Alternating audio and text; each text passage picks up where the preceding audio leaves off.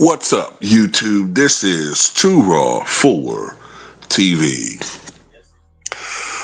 All right, so Stephen A. Smith, right? Stephen A. Smith just puzzles me as a person because he thinks that he's going to win some type of I guess he thinks he's going to score points by trying to be fair and balanced when it comes to talking about LeBron James. You know, LeBron James totally disrespected him earlier earlier this spring, or was it late winter, whatever the case may be, earlier this year when LeBron James, with people in the crowd, strategically placed to film it, verbally beat down Stephen A. Smith for talking about his son, even though Stephen A. Smith, with the sole exception of one time, went out of his way to avoid talking about his kid, right? But I guess, Stephen Smith thinks he's going to score some points by trying to be fair and still praise LeBron. And you don't win any points for that shit, bro. Like, seriously, I'm not saying you got to be overtly biased all the time talking about LeBron James, but kissing his ass and talking about where he needs to go to, you don't do that with anybody else. You know what I'm saying? How many other people in sports do we know for a fact that Stephen A. Smith has always been biased against?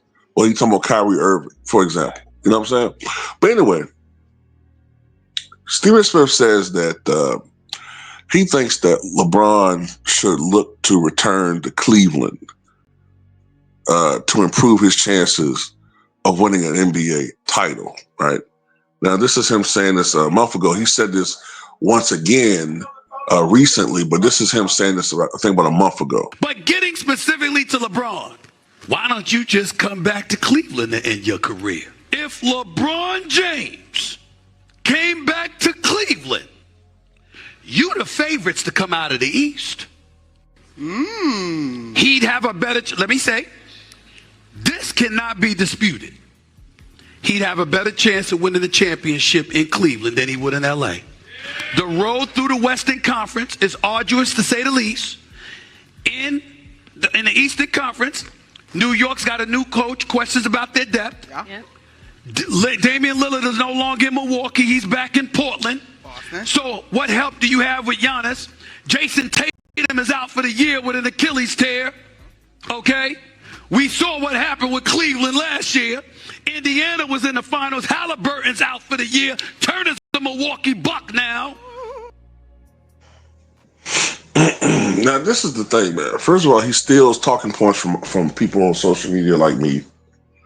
Because I was talking about how Cleveland has a better chance at winning a title themselves without LeBron James.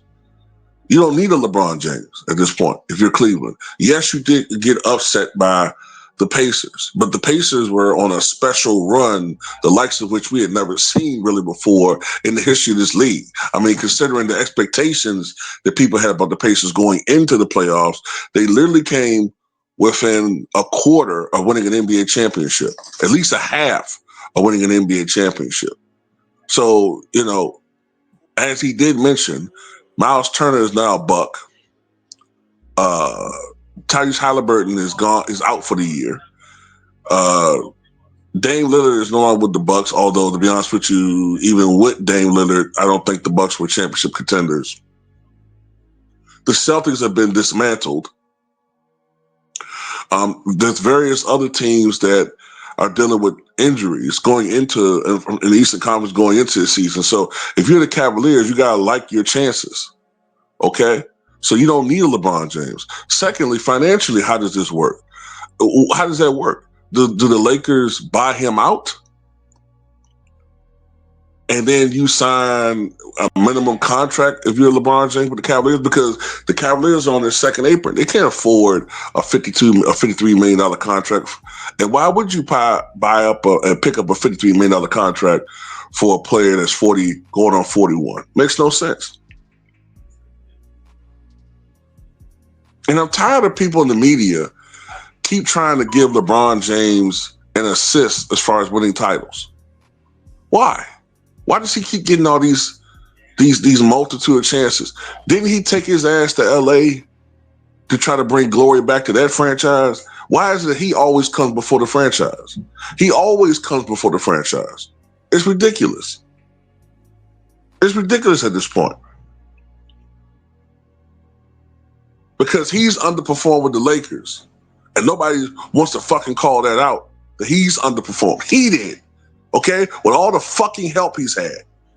Whether it's Anthony Davis, whether it's Carmelo Anthony, who said that the year that he played in LA was his most efficient year. So you can't say he was totally washed.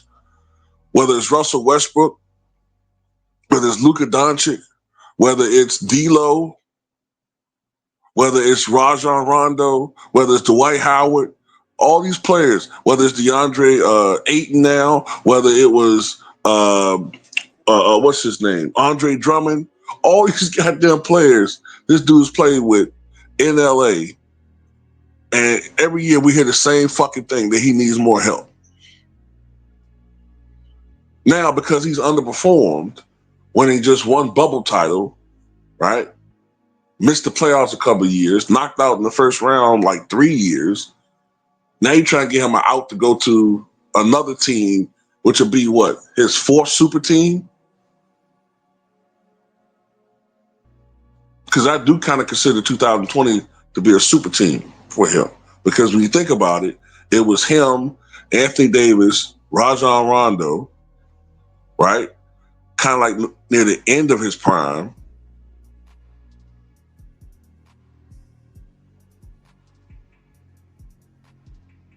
And then some other pieces on the team. Anyway, nah. He shouldn't be rewarded for that. And if I'm the Cavaliers, I don't want him. Why would we want you? Didn't you quit on us twice? You quit on us twice. You quit on us twice, bro. What do we want you back for? This time we don't fucking need you, okay? We don't need you for the Cavaliers.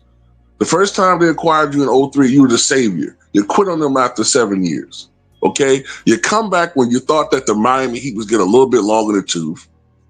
You failed the last two finals, losing, 8 out of 9 finals games.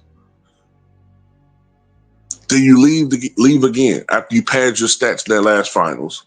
Now you want to come back after they rebuild and done something good in Cleveland. All you're going to do is fuck up the third option on the fucking floor, which is probably going to be Darius Garland. Garland's numbers are going to struggle. Well, I wouldn't even say might be. Well, honestly, I can't even say that. No, it wouldn't be Garland. It'll be Donovan Mitchell, because he has to have the ball in his hands more. So Mitchell probably struggled the most playing with you. Everybody got to acquiesce to playing with this fucking balded motherfucker. No, we don't want you in Cleveland. Can't this motherfucker ever just... No, he got to compete. I'm tired of this shit, man. I'm tired of people always thinking of solutions where this guy can succeed. Same thing with Kevin Durant. Every year, it's the same thing with these two. Well, he goes here and he goes, no. Don't compete like everybody else. Shit. If that was the case, Michael Jordan could have signed with Shaq and Kobe. And we didn't want him to do that.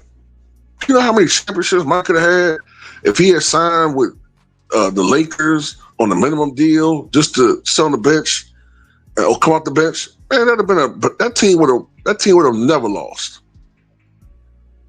Nah, Jordan didn't want to win titles that way. He wanted to compete against them, even if he knew his teams didn't have the edge. That's their competitive nature. These dudes soft, man, but they don't want to be considered all-time greats. Get the hell up out of here, nigga. You ain't no damn GOAT. But anyway, that's all I got to say about it.